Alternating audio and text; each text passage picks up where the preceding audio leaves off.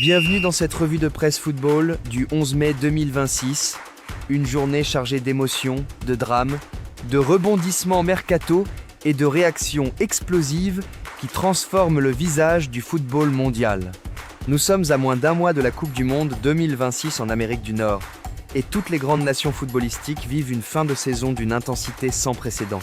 C'est ici, dans ces ultimes journées cruciales, que se décident les titres, les relégations, les destins de clubs et les trajectoires des plus grands joueurs du monde. C'est aussi la période où les mercatos commencent à s'agiter avec des rumeurs folles et des transferts qui feront bouger les fondations du football européen.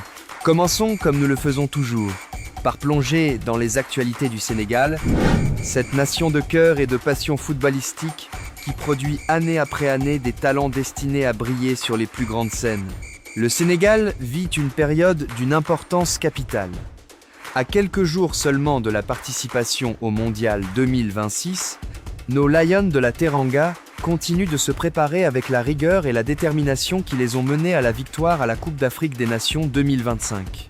Nos internationaux sénégalais occupent les esprits un peu partout en Europe, et c'est avec un sentiment de fierté que nous suivons leurs performances. Lamine Camara et Moussa Niakhaté, deux de nos meilleurs éléments évoluant en Ligue 1, ont reçu une reconnaissance majeure cette semaine qui a fait basculer les débats sur les réseaux sociaux. Ils figuraient tous deux parmi les 3 finalistes du prix Marc-Vivien Foé 2026, l'une des plus prestigieuses récompenses individuelles du football africain. Ce prix, remis conjointement par RFI et France 24, distingue chaque année le meilleur joueur africain évoluant en France. Bien que Mamadou Sangaré du RC Lens ait finalement remporté le trophée avec 313 points, devenant ainsi le tout premier Malien à inscrire son nom au palmarès de cette distinction, la seule présence de nos 2 joueurs, sénégalais aux côtés de ces géants, prouve que le Sénégal reste une véritable pépinière de talent. Camara, au cœur du jeu au sein du Lens, et compilant 3 buts et 4 passes décisives cette saison, et Niakhaté, le défenseur incontournable qui impose sa présence physique et son leadership sur les terrains français, incarne cette nouvelle génération de joueurs sénégalais prêts à conquérir le monde. Ce, malgré les critiques qui parfois s'élèvent contre notre représentation dans ces compétitions. Sur le plan des sélections nationales, la dynamique est extrêmement positive.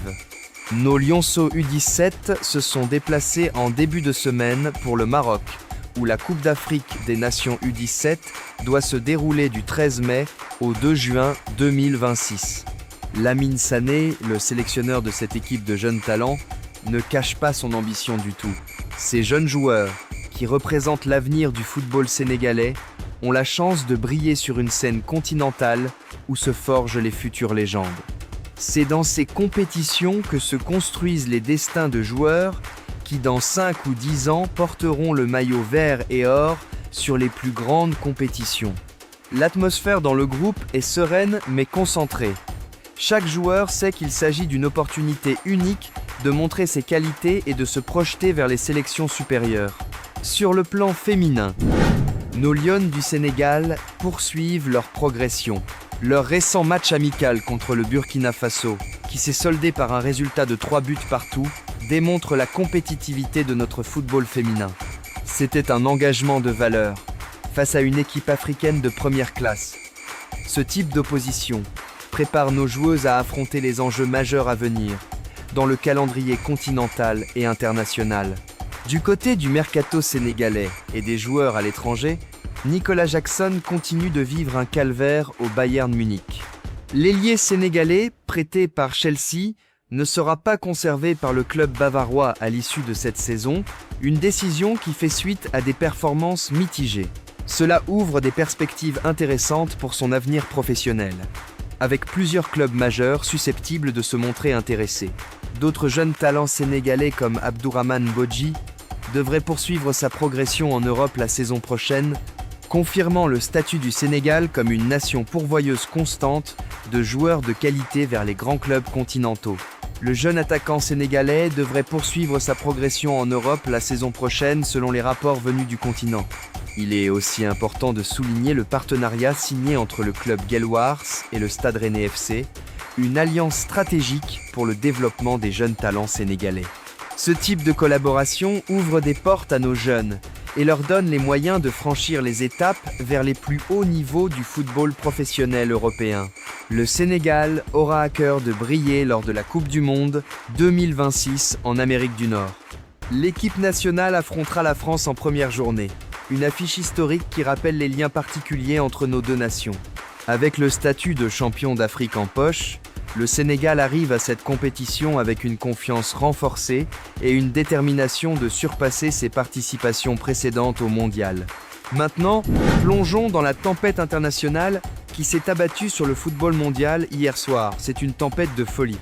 Hier, dimanche 10 mai, la presse sportive mondiale a été saisie par un événement majeur qui résume l'ampleur de la crise traversée par l'une des institutions du football mondial, le Real Madrid.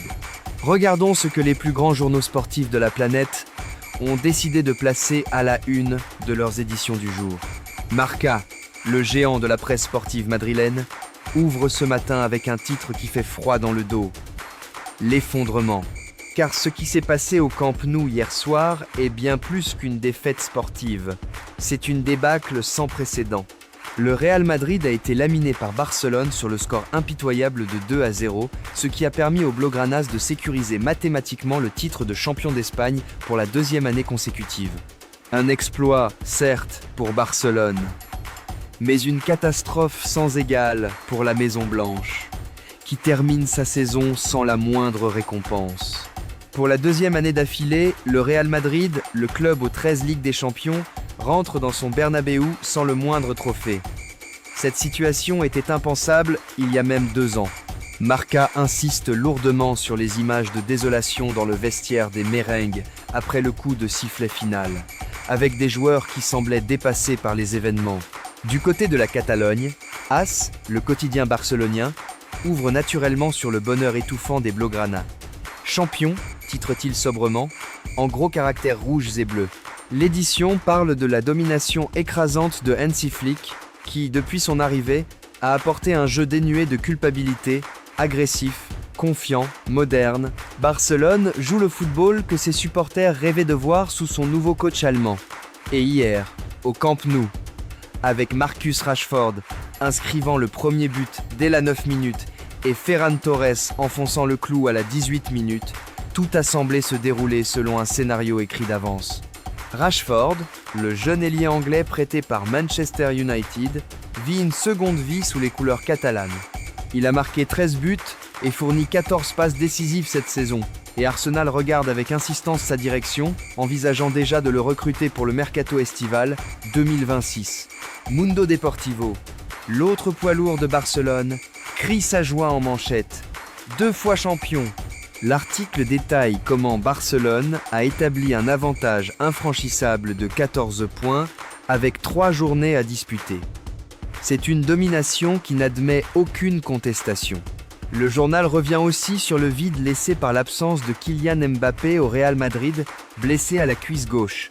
Cette absence, qui semblait anodine avant le match, a finalement marqué profondément la performance des merengues. Mais là où les journaux espagnols deviennent particulièrement savoureux, c'est dans leurs pages intérieures. Tous s'interrogent, qu'adviendra-t-il du Real Madrid ?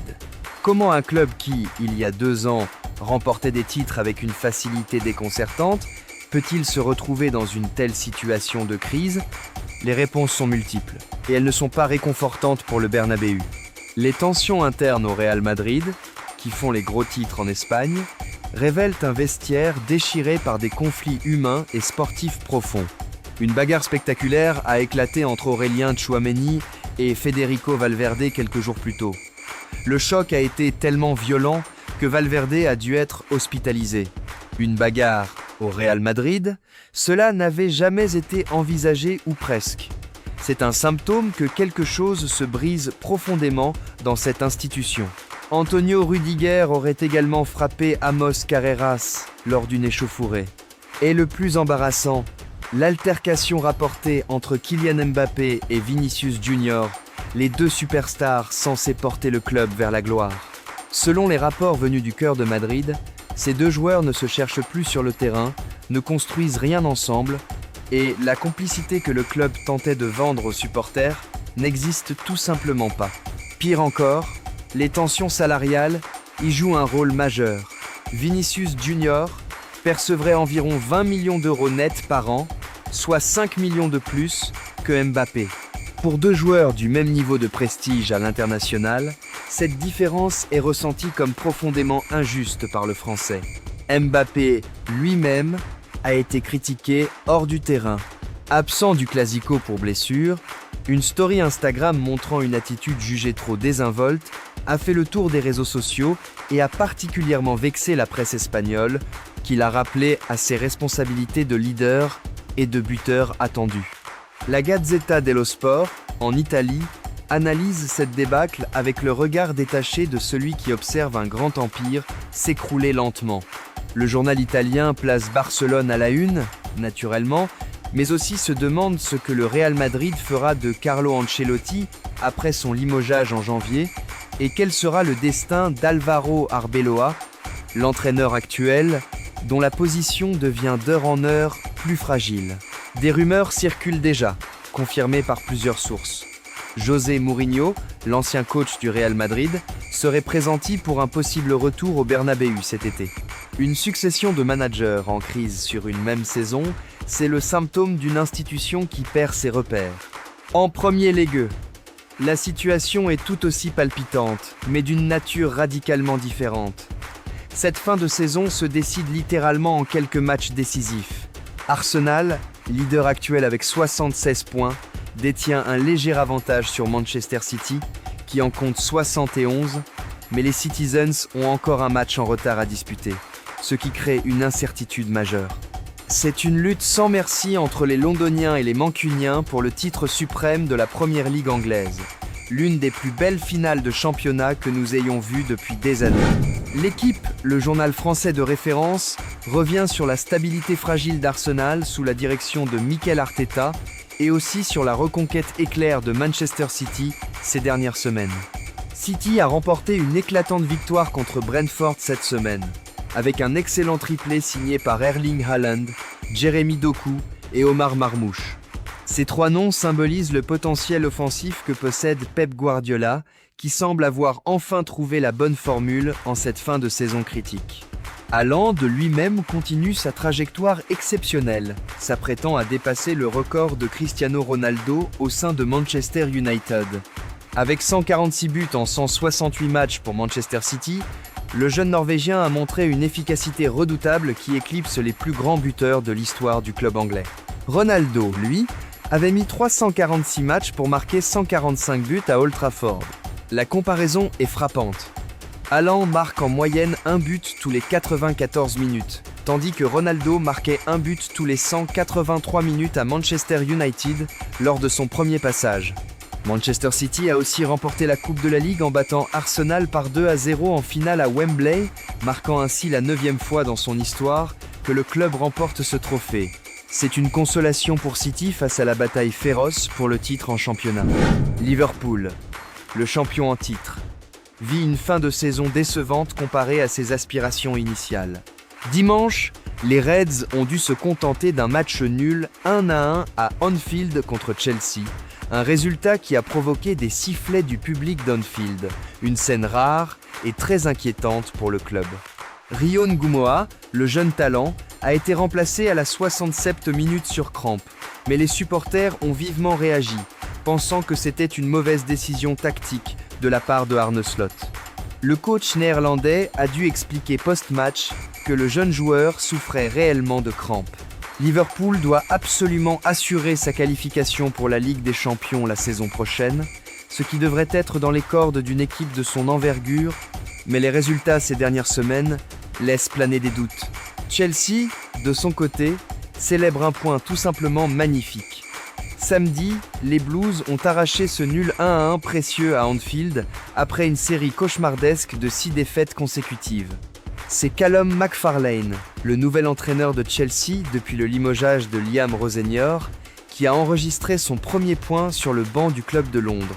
Rosenior, rappelons-le, a été licencié après seulement 107 jours au poste, une décision qui lui permettra de toucher une prime de licenciement de près de 28 millions d'euros, selon les informations du Sun. C'est un symbole du chaos organisé qui règne à Chelsea. où les changements d'entraîneur se succèdent à une cadence folle, avec 7 managers différents en seulement 10 ans et une succession de recrutements controversés. Sky Sports en Angleterre revient constamment sur la tension qui règne aux alentours des deux clubs en lutte pour le titre. Chaque entraîneur pèse ses mots avec une extrême prudence. Pep Guardiola joue tactiquement et médiatiquement avec un calme détermination, tandis que Mikel Arteta tente de maintenir la sérénité dans ses rangs malgré les revers récents. C'est une finale de championnat qui pourrait se décider sur les détails, et peut être même sur les tie-breaks. Buts marqués, buts encaissés. En Italie, Corriere dello Sport s'intéresse vivement au mercato qui s'active déjà avec une intensité folle. Eduardo Camavinga, le jeune milieu de terrain français du Real Madrid, attire les convoitises majeures de Chelsea et Liverpool pour l'été. Face à la situation catastrophique du Real Madrid, les deux clubs anglais pensent que Florentino Pérez pourrait être amené à vendre l'un de ses jeunes talents pour renflouer les caisses et financer une reconstruction majeure. C'est une opportunité que Chelsea et Liverpool ne manqueront pas. Mais le mercato n'est pas limité à ces noms-là. Loin de là. Vinicius Junior, malgré les tensions avec Mbappé, demeure l'objet de tous les désirs des plus grands clubs européens. Chelsea, Liverpool et Manchester City préparent des offres pour le Brésilien de 25 ans, estimées à environ 150 millions d'euros. Une somme colossale, mais qui ne serait pas hors de portée pour ces trois géants anglais si la relation Vinicius-Real Madrid venait à se détériorer définitivement. Bradley Barcola, l'ailier français du PSG, est courtisé avec insistance par Liverpool depuis plusieurs mois, mais regarde maintenant l'Angleterre avec des yeux de plus en plus curieux. Le pressing de Liverpool s'intensifie, poussant Barcola à réfléchir sérieusement à un départ vers Newcastle ou d'autres clubs anglais. Jude Bellingham, jeune milieu de terrain du Real Madrid, est dans le viseur direct de Chelsea. Une offre de 150 millions d'euros est pressentie pour le recruter. Une proposition monumentale qui montre la détermination des Londiens à redresser leur navire.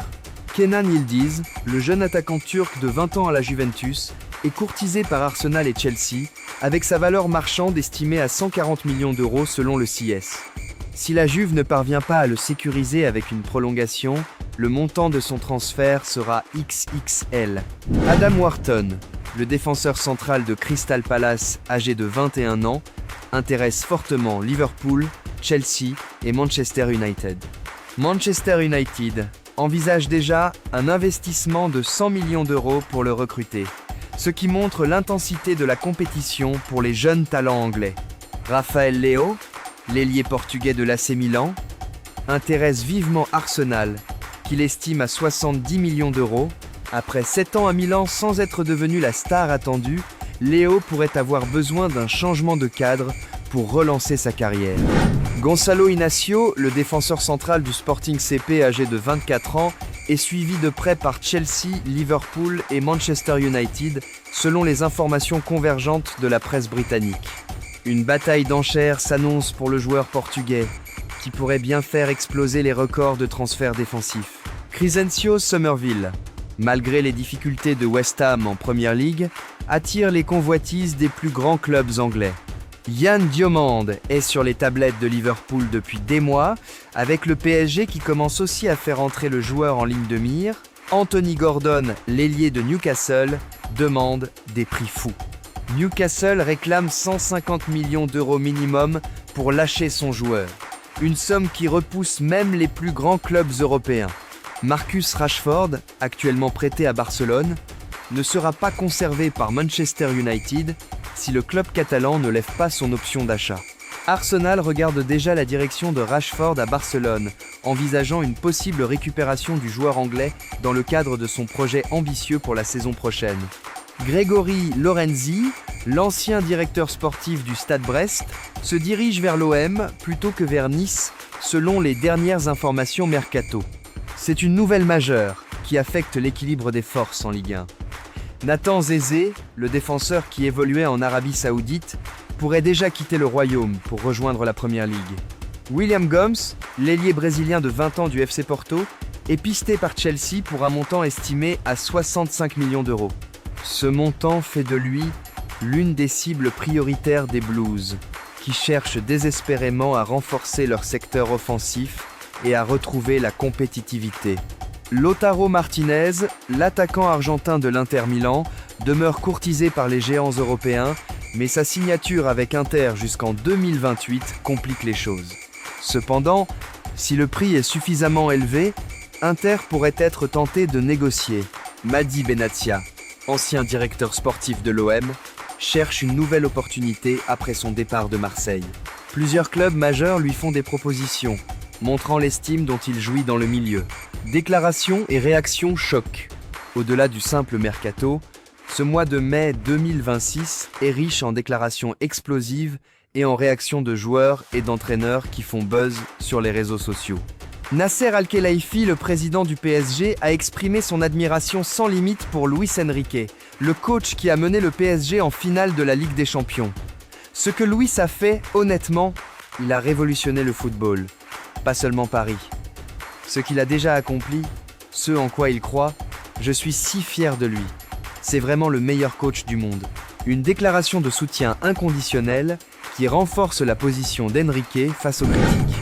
Neymar, l'attaquant brésilien de Santos, s'est excusé publiquement après avoir giflé le fils de Robinho à l'entraînement.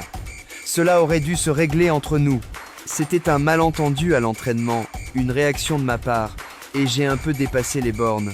Mais juste après, on s'est excusé, on a discuté dans les vestiaires et on s'est compris. J'ai surréagi, oui, a-t-il expliqué. Une sortie médiatique qui a créé un moment viral sur les réseaux sociaux. Kim Min-jae, le défenseur central sud-coréen du Bayern Munich, a été au cœur d'une controverse tactique. Le sélectionneur de la Corée du Sud a publiquement critiqué la gestion du joueur par le Bayern. Il l'épuise tactiquement. Demander à un défenseur central de couvrir 50 mètres dans le dos d'une ligne ultra haute tous les 3 jours, ce n'est pas du football, c'est de l'usure programmée. Quand il arrive en sélection, il est mentalement et physiquement lessivé. Le Bayern doit assumer ses choix structurels, une sortie rare par sa violence et sa précision technique qui a secoué la Bavière. Luis Enrique, après la victoire du PSG face à Brest en Ligue 1, s'est présenté en conférence de presse avec une maîtrise impressionnante, répondant aux questions avec sagacité et humilité. Le coach espagnol incarne la sérénité des gagnants, bien conscient que la finale de la Ligue des Champions approche à grands pas. Habib Baye, l'entraîneur de l'Olympique de Marseille, a dû s'expliquer après que son équipe ait remporté difficilement contre le Havre 0-1 grâce à Mason Greenwood. Geronimo Rulli, le gardien marseillais, s'est livré en zone mixte. L'entraîneur fait du bon travail, mais on doit tous faire mieux. Nous avons gagné, c'est l'important. Une sortie qui reflète les tensions internes probables au sein du club phocéen. Antoine Kombouaré, l'entraîneur du Paris FC, est devenu viral il y a quelques semaines après une scène tendue en conférence de presse. Agacé d'être tutoyé par un journaliste, il a sèchement recadré son interlocuteur en rappelant les règles de respect dans l'échange. Une séquence rapidement devenue virale et largement commentée, montrant que même les entraîneurs les plus aguerris ont leurs limites face aux médias modernes. Luciano Spalletti, l'entraîneur de la Juventus, a livré une analyse lucide après la victoire étriquée sur Lecce 0-1. Au micro de Sky Sport, il a pointé un match à 2 visages. On domine par moments, puis on relâche un peu notre jeu. C'est comme des montagnes russes. Et un match comme celui de ce soir ne peut pas se terminer sur un score de 1-0. Arne Slot, l'entraîneur de Liverpool, a dû gérer la crise post-match à Anfield, où ses supporters l'ont hué. Une situation désagréable qui montre la pression constante qui règne au club. Le programme du jour et les matchs à venir. Ce soir, le match le plus attendu de la journée en Angleterre sera l'affrontement entre Tottenham et Leeds à 20 et 1-0 GMT. Tottenham, qui joue sa place parmi les meilleurs en Premier League, accueille Leeds, le club qui rêve de sa promotion directe en première division anglaise. C'est un match d'une importance énorme pour les deux clubs, chacun jouant des enjeux différents mais tout aussi vitaux. Tottenham a besoin de points pour assurer sa présence en Ligue des Champions, tandis que Leeds tente une ascension spectaculaire et inattendue vers l'élite du football anglais. L'atmosphère à Tottenham devrait être électrique, avec des supporters tottenhamiens priant pour que leur équipe ne faiblisse pas en cette fin de saison cruciale. Leeds, de son côté, arrivera à Londres, avec la conscience qu'une victoire loin de chez soi pourrait changer la trajectoire de sa saison. Avant cela, dans les heures qui précèdent, plusieurs autres rencontres se joueront à travers l'Europe. Les différents championnats convergent vers leur conclusion et chaque journée apporte son lot de suspense et de détermination. En Ligue 1, les rencontres de fin de saison auront lieu dans l'après-midi. Des clubs comme Lens, Marseille et Nice joueront pour sécuriser leur place. Les supporters français sont anxieux de connaître les deux élus qui accompagneront le PSG en Ligue des Champions la saison prochaine. Des derbys régionaux sont aussi au programme, promettant des ambiances électriques. En Liga espagnole, les 3 dernières journées de la saison s'annoncent déterminantes pour plusieurs enjeux. Le titre est déjà décidé avec la victoire de Barcelone, mais les places qualificatives en Ligue des Champions, et hélas, la relégation reste ouverte. Les clubs du bas de tableau se battent avec une intensité féroce pour éviter la descente vers la 2e division. Chaque point compte dans ce combat pour la survie. En Serie A, Inter Milan tâchera de mettre un terme au suspens en remportant le titre avant les 3 dernières journées. C'est un objectif clairement annoncé par la direction du club nerazzurri. En Bundesliga, plusieurs clubs se battent encore pour différents objectifs. Le suspense règne et les dernières journées offriront des spectacles de haut niveau. En Première Ligue, au-delà du match Tottenham-Leeds de ce soir, d'autres rencontres se joueront au cours de la journée ou dans les jours qui viennent. La course au titre entre Arsenal et Manchester City, le combat pour les places qualificatives en Ligue des Champions et la lutte contre la relégation créent une atmosphère de tension palpable à travers toute l'Angleterre. Les divers championnats en Europe connaissent actuellement une période où chaque point compte, où chaque victoire peut changer le sort des clubs, où les émotions sont exacerbées au maximum. C'est la beauté du football. En ces ultimes journées de la saison, tous les enjeux convergent, tous les rêves se jouent, tous les cauchemars se réalisent pour certains.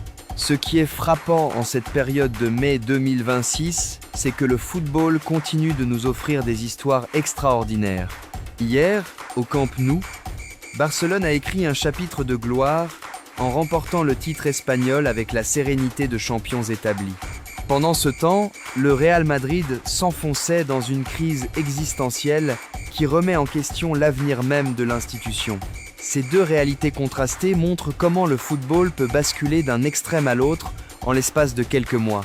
Avec la Coupe du Monde 2026 qui n'est plus qu'à un mois, tous les grands clubs du monde ont des raisons supplémentaires de trembler. Les blessures, les suspensions, les manques de forme de certains joueurs clés peuvent impacter les sélections nationales. Le Real Madrid s'inquiète pour ses multiples joueurs qui pourraient arriver au mondial en sous-conditions physiques ou mentales. Manchester City s'assure que ses stars restent en pleine forme. Le PSG voudrait finir la saison sur une note positive pour préparer ses joueurs au tournoi majeur qui vient. Ce qui nous frappe aussi, c'est la constance avec laquelle les grands noms du football continuent à briller malgré les tempêtes qui les entourent. Mbappé, malgré les tensions, reste l'une des superstars mondiales. Vinicius Junior continue d'inspirer par sa classe et sa détermination. Haaland poursuit sa trajectoire folle vers des records jamais vus.